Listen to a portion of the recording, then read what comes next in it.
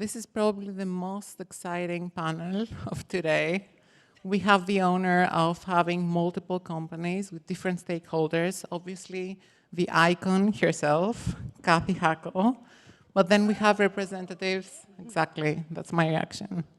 But then we have representatives from Chanel, from Shopify, obviously Liane, everybody knows her, and Playboy as well. So I'm just gonna let my speakers introduce themselves. I'm excited to be here. My name is Cathy Hackl. I am the Chief Metaverse Officer at Journey. I'm also popularly known as the godmother of the Metaverse, so that's why a lot of people know me. You should. Thank you. But yeah, I do a lot of work with lots of different brands in the space, both in luxury and fashion. So. Hello everyone. My name is Guidione Machava. Really proud to be here. Represent Shopify. Part of the blockchain squad as a senior product designer. So looking forward for this chat. Hello everyone, my name is Benoît Rigaud. I'm quickly replacing my colleague Julien, working for Chanel for now 12 years. I'm the head of tech innovation. Very happy to be here today. Thank you for the foreigners coming here today. Thank you to the women also, because it's not just a men event. So I'm very happy to see women over there. And your turn. Hello, so I'm Leanne Elite-Young, CEO and co-founder of the Institute of Digital Fashion. So we birthed IODF as an emblem for change, so we can work through some of the pain points in the fashion industry, primarily diversity, inclusion, and sustainability. And it's bloody great to be here with everyone. I am Liz Suman. I am VP of Art, Editorial, and Web3 at Playboy. Full disclosure, I became on this panel 5 minutes ago. We met last night, and we really liked each other, and she invited me to be on her panel. So it's all about the vibes. So I'm here as moral support in addition to hopefully adding something to the conversation. Thank you, Liz. And my name is Demi, Karanikolaou. I'm an editor at Harper's Bazaar, Greece. I'm also managing luxury fashion partnerships at the Amazon Group. I consult companies, I'm a public speaker, and I lectured at Harvard, ESSEC, and next month I have a course at HSA here in Paris. So there's a few things going on. But yeah, thank you again all for coming. Our panel today is about brand engagement and loyalty through Web3. And I think that we have the perfect people to speak about that. Obviously, engagement and building communities is something that every company is interested in, and every company can see the opportunity through Web3. So I'm gonna let Cathy speak about it or start the conversation. You've obviously worked with multiple companies. I'm sure that each and one of them have mentioned brand engagement and loyalty at some point. What do you think that is the first thing that they're interested about that space? And how do you start working with them into creating strategies? Yeah, it's definitely a conversation all the brands I'm working with come, and they're like, okay, how do we do loyalty, or is loyalty something we should be thinking about? I usually start by asking, who are you trying to reach? What audience are you trying to bring? Are you trying to bring the people that are already part of your loyalty program, if you have it? Are you trying to bring in Web3 people that might not be part of your loyalty program? Are you trying to do both, right? So starting to figure out who is it that you're targeting, right? Because those are very different people at times. I'll give you an example. So this is a very early use case. But Clinique, I worked with Clinique. They were the first company within the Estee Lauder companies to do an NFT. And I created the strategy for their first NFT drop, which was focused on loyalty. It was called the Meta Optimist. And this is like back in 2021, like a long time ago. And it was very much focused on bringing their community, their loyalty community, into Web3. Right, so that's who they wanted to target. They had great results. I think it was like a 20% lift in social. They had, I can't remember the percentage right now in loyalty membership signups. So it did really well. It's a very early use case though. It has evolved since. So the 2021 playbook doesn't work now. I think things are evolving. But yeah, I think it's starting to figure out who is it that you're targeting and why do you want to do this? Not just to be on the hype train, but why do you want to create loyalty tied to Web3? And does that make sense for your brand and your audience? Through an authentic way. I agree 100%, Cathy. And then Gideon, obviously Web3 and virtual tokens go hand in hand. You're working at Shopify and you're seeing merchants and different brands and companies trying to tackle that space, right? Are there any challenges that they're facing or any difficulties that you have seen? So talking about challenges that merchants face, you have two perspectives here. So you have like Web3 native merchants that they kind of use to how things work on the Web3 universe, but also you have Web2 like merchants. We like on those, they have basically no clue how to set up a token-based loyalty program. From the Web3 native merchants, they still have challenge like trying to put together a set of tools that allows them to create a full token gating or a full token-based experience end-to-end, from minting, distribution, and token gating NFTs cross-platform. And for Web2 merchants, like the first challenge is still trying to understand what we are talking about. It's like, what is this thing, token, NFTs, and what they actually do? Because most of them understand NFTs as a form of art. And we do know that like NFTs don't have like a really good press like lately, and like the challenge is how do we switch the narrative and make them aware that actually it's also a technology that can allow us to do things that in a way that is better than we did before.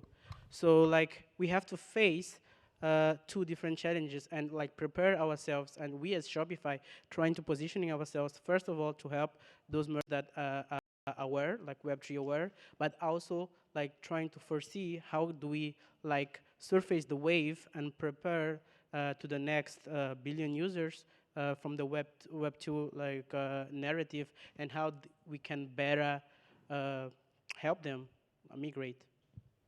Yeah, thank you, Gideon. And then I suppose we already know that multiple industries are interested in joining Web3, right? But I think one industry in specifically, which is the luxury industry, is the one that probably pays the more attention into what is happening before it jumps in, the bandwagon of Web3. This is a special day because it's the first time that Chanel is officially commenting on the Metaverse and Web3. So I'm very excited about this.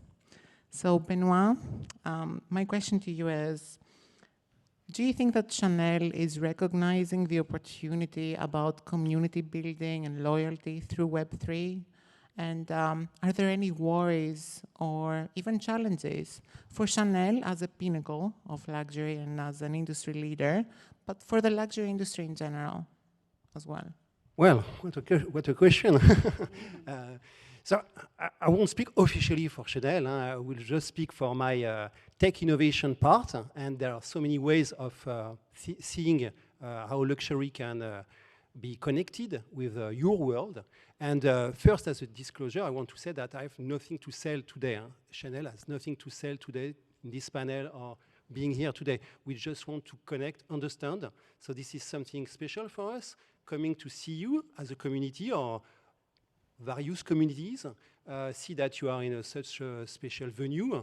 This venue is so special for us because this is the place of our défilé. This is the place where we held Chanel Grand Numéro a few weeks ago with 80,000 people. So nice to see that we share the same venue.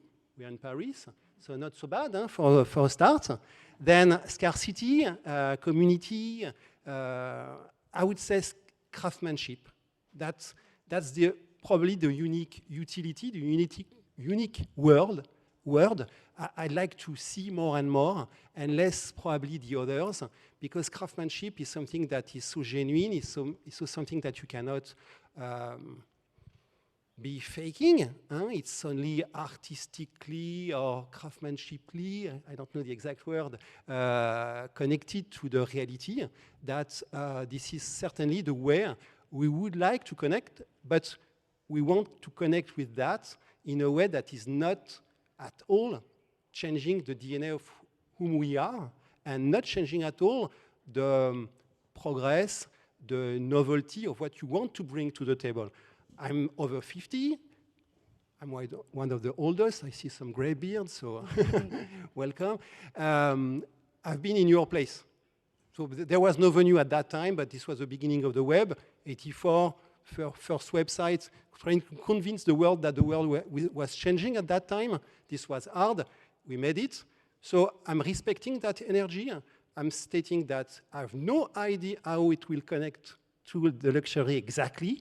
This is not today for us, at least. Greatly appreciated that some of you are working on that. Is it for brands trying stuff? Is it for startups proposing stuff? Very widely accepted and very widely also happy to connect with you again. But there is always this word, craftsmanship, that must be somewhere better, stronger than any other. Go ahead, Julien. Yeah, I just wanted to riff off of that because it's a really important touch point, craftsmanship and artisan. And for the luxury houses, that's obviously what they have. And right now in this NFT space, primarily the mood is, or the media sense the mood, which is, you know, a rock of a JPEG. Like, what's the relevance in that? So I think the really powerful move is when luxury houses actually drill into the craft and artisan that does exist within the digital landscape. We've got 6 industry world's first IODF. One of them was a couture gown, and that was modeled over 7 months, every single facet. We worked with as a digital atelier with a physical atelier.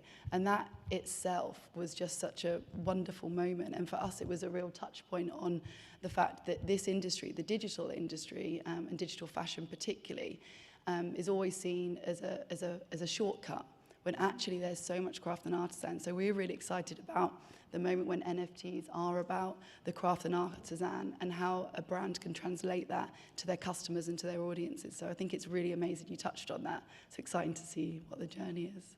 Correct. Yeah. And I think going a step further for the luxury industry specifically, I'm sure, Cathy, you've come across this as well, working with multiple brands, but there are a lot of similarities between the luxury industry and NFTs as well, right? The scarcity, the need for authenticity, the feeling of belonging somewhere almost.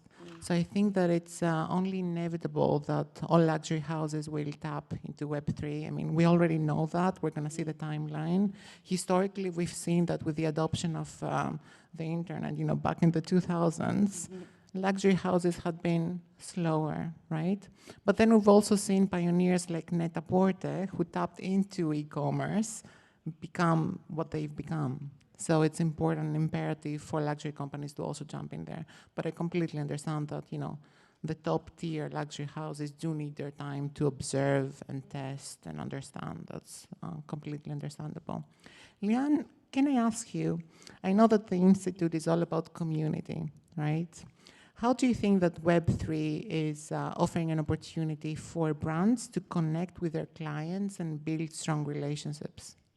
I think it's an amazing opportunity, but there are also lots of like roadblocks on that. For instance, primarily Web3 is cis white men. So we're, again, to champion what you were saying, it's amazing to see so many women here. And I think there's the pain points being primarily we're on Twitter and Discord. The individuals that may be part of a community that would shop a luxury brand, that audience are Instagram, or perhaps they're used to a VIP concierge direct with a one-to-one with the brand. So it's really pivoting and effectively seeing the technologies that exist, the blockchain, the chips within the clothes. How do you start the conversation touch points with using the sentiment of Web3, which is decentralization and community and nourishing that community, but creating new semantics of how we can communicate with these new audiences. And, you know, what does Chanel's Discord channel looks like, because we all know how annoying Discord is, but also celebrating that space where everyone has a voice. You can ask, you know, there's moderators, but it's an open Discord for everyone to just challenge what the brand is putting out there. So I think it's super, super interesting how that is thought through. And really, I suppose the luxury brands listening to us that are in Web3 and are Web3 natives and learning from that new language and this new vocabulary that there is and how they piggyback that, embrace it, but create their own. And I think that's when the pushing through those challenges and really straddling them, you know, owning them, like, what is Chanel? Sorry, I keep referencing Chanel because you're just next to me. But, you know, what is your Discord like? Will you use Discord?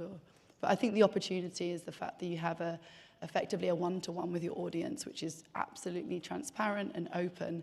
And that is so powerful. Yeah, extremely powerful. And I know from working with brands on Twitch, actually, it's part of the Amazon group. We know how important it is to make sure that not only you're authentic, which is something that, you know, also TikTok is doing in another way, but also that you give brands the opportunity to directly speak with their customers, with the people that they're interested in. Perhaps for luxury brands, even younger people who are not yet customers, you know, we know that the luxury journey can take up to 10 years for some people to build that dream so that they aspire to buy, you know, those products when they can afford to do so. So I agree with you, and, you know, if Discord is tough, then I know that's something that I'm actively trying to resolve on Twitch as an alternative. But we focused a lot on the luxury industry. That's also my background, so apologies for that. On the other side of the spectrum, Liz, I know that Playboy is such a strong brand with very loyal fans, right? And I know that you've been working in the Web3 part of the company. You're very passionate about it. We were discussing yesterday about some of your activations. How do you think that your activations have been built for brand engagement? And is that perhaps something that you would look into more into the future? So how engagement now? You mean how has it helped so far? Exactly, yeah. You know, I would say, so Playboy entered the Web3 space about 2 years ago. So we were pretty early days when it came to a big brand entering the space. And, you know, one of the interesting things about our PFP project, which is called the Playboy Rabbitars, is for the first time in history, Playboy is giving limited commercial rights to its IP. So if you own a Playboy Rabbitar, you know, like any cornerstone of any good PFP project, we were like, okay, as a big brand, you know, that relies on its IP and has certain rules about that, how do we also be authentic to this important part of the Web3 community and the NFT ethos and show up in that way? And so we created this thing called the Derabatives. And I can't take credit for the name. It was somebody else on the team, and somebody else's idea on the team who worked really hard with legal to make it happen, and it was like kind of a nightmare, to be honest. But the point of all of this is just that I think one of the ways that I've seen our community become really, really engaged is through art and through creating derivatives and sharing them and selling them and creating their own little baby bunny Playboy shops. You know, we have like members of the community who are, one woman has a shop named the Fabitars. Like there's just, people are going nuts for it, and they connect on Discord and on Twitter, and they have their own Twitter spaces, and they've created their own sub-community projects. So that's one of the ways that I have directly seen our community just kind of go nuts when it comes to Web3 stuff in a way that I've never seen in my tenure at Playboy. Amazing, thank you. Cathy, we've seen some feedback regarding a few platforms, like Decentraland, for example, you know, the graphics and everything. I know that Decentraland Fashion Week is a project that we're working on again for this year. Do you think that there are things that can be improved when it comes to engaging users on those platforms? And do you think that the future of Web3 engagement comes through platforms like Decentraland? Yes and no is the answer to that. I would say, you know, I talked to a lot of brands, and some of them on the luxury side are definitely not ready to take what they've created, which they've spent, you know, billions of dollars, you know, creating brand equity into something beautiful. They're very much about what looks beautiful. So when you say, let me take that asset and make it very, very pixelated or what have you, like they're like, we're not doing that. Right, so some brands are definitely not ready. Other brands are like, yes, let's go in, let's do this. I've had brands push back and say, we don't want to do Roblox. Absolutely not Roblox. It's too boxy, whatever. And they're like, well, maybe we'll look at Fortnite. Fortnite Creative, with Unreal 5 and everything that's coming. They're like, okay, we might be more open to that. So I think every brand starts differently. What I have seen is maybe some of the brands that I'm working with are looking at those platforms, but platforms where they can find audiences, right? For example, it's not a luxury brand by any means, but Walmart, my team created the two big giant builds for Walmart in Roblox, both Walmart Land and Universe of Play. And one of the things is like, they specifically wanted to go for their next generation. They wanted to look at, okay, where is our next generation? They're focusing on, on finding those new people. So I think there is a lot to be said there about engaging Gen Z and Gen Alpha on some of the platforms that they're in. But also finding your audiences that might be in Decentraland or Sandbox or wherever. I think it's going to be very different. I think that the missing part there, and what I'm seeing, and I'm a big proponent of this, is that you're seeing the brands doing things in the physical space, which they've been doing forever. And then they do things here in the virtual space, but they're doing them in silos. There's no connection. And I think a lot of the work that I'm doing right now in the trenches is figuring out how do you seamlessly connect virtual to physical. Like, I'm doing a lot of experimentation. I'll show you guys something, for example. So I'm going to be doing kind of a project, I can't announce it yet, but using, NFC chips that mint into physical NFTs.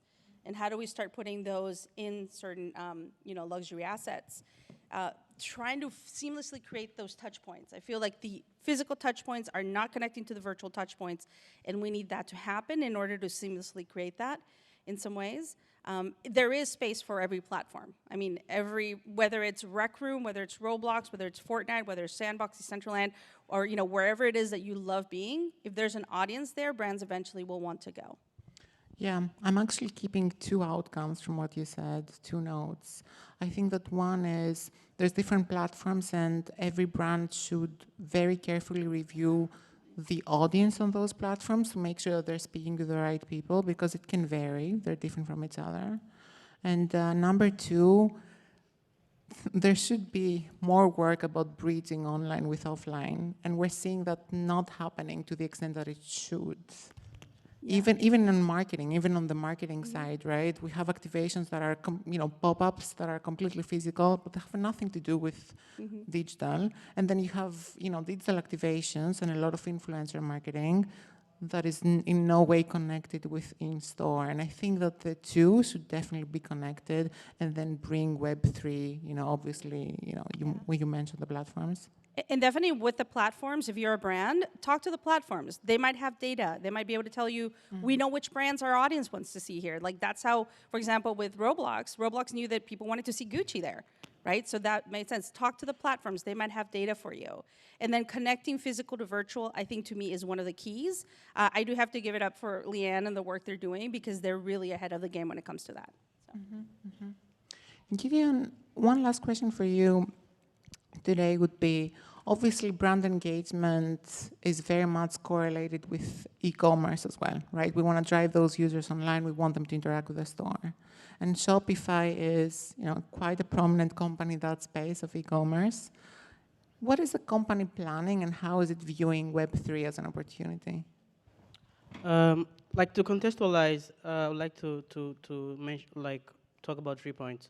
So from loyalty programs and brand engagement, we had to agree first that we had to find out how to do loyalty programs really well in the past, right? And then we had to find ways to do segmentations based on the customers we got. The next stage that comes now is how do we keep this engagement up? Because we know that brand segmentation and keeping engagement from the way things are done, today, it's quite difficult. So here's where we're positioning ourselves as Shopify. A couple of weeks ago, we launched a set of tools. We call them blockchain kit. So it's basically blockchain components, Gates APIs, and NFT sales eligibility application. So it's a set of tools that help merchants to become ready to the new Web3 wave. So before we launch these, merchants would have to do this by themselves. Basically, if they want to like token gate a store, they will have to like find the connect wallet button and all the React Native components by themselves to be able to be compatible with Shopify. But in a way, we've paved the way to make the life of this merchant easy with the set of tools that we launched. So amazing, democratizing, Web3 in a way. Definitely, and Okay. yeah, and we agreed that the next step, one thing that we can do even better with like token-based commerce is cross-brand collaboration. So imagine if we had like Chanel and Playboy collaborating based on a token that they've issued. So we have a product that Chanel launched that can be used by the Playboy users. So like with this set of tools that we created on Shopify, in a way we allow merchants to do more than target their own customers, but do like cross-brand collaborations. That's great, thank you. And then, Benoit, what do you think that are the next steps for Chanel in Web3? Yeah, so we are experimenting a lot. So traceability for second hand could come a day. I don't know, not my decision, but something certainly that is probably waiting in the somewhere in the house. And also, I must say that just to tell you about the graphical part also. This is something that excites us a lot. I mean, like in the early days of the web, you had just like green on black pages, or not exactly, but quite the same. And it took ages to come to a Retina display. And nowadays it's very different. You have this Unreal Engine 5, which is already super strong. We're not trying to mimic reality, photorealism, but I think there will be like great artists coming out of this new world. And this is the place we want to be, because we are really creativity first. This craftsmanship I was talking about, the same. There is some kind of digital craftsmanship. We are inventing it today and tomorrow. And my company just want to be connected to that world. And also, I want to state that I think this is so early. You have to imagine that you are such in the early days of what's coming, that also the protocols, the very physical reality of what blockchain is and 3D is not mature at all. Soul-based tokens, all those stealth address that Vitalik Buterin was talking about in January. These are the things that are missing to the physicality of the blockchain today, and there will be the same for 3D. And without those, it won't work. You have to work stronger at this basis, at those foundations, to make it happen in the future. And this is the true way to connect also the other brands and especially Chanel to this world. Yeah, no, completely understandable for Chanel, but I'll be the first one to buy the first project you do. Actually, please give me first access, yeah. Because the two of us, early access, and Guidione. Yeah.